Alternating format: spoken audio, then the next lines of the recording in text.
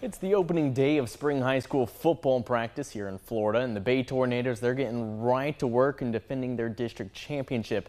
The Tornadoes wrapping up the fall season with a 500 record, but they were perfect in district play, clinching a second postseason bid in the last 3 years.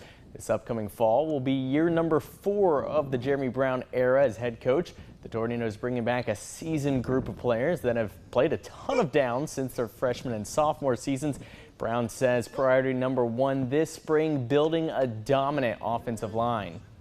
We got to find us 5 guys up front that'll physically accept the challenge. You know what I mean? It's the hardest position to play. It's the only position in football where you have to hit every play. You know, we got to find 5 guys that'll come together and that'll play hard together and that'll understand the concepts. And if we do that, we got a chance.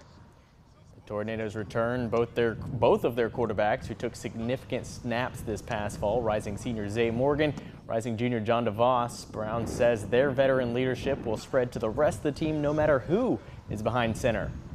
You know, somebody's going to win the job. Hopefully, you know, by the end of the summer, one of those guys set themselves apart, and you know, one of those guys will be our starter. And the beautiful thing about both of those guys is, whichever one's not the starter, he can contribute somewhere else. You know, John, I think, played 5 or 6 games for us last year at safety. Zay played some games at slot receiver, so they're so tremendously athletic that you know, whichever one of them's not the quarterback, they're going to be on the field because they're football players.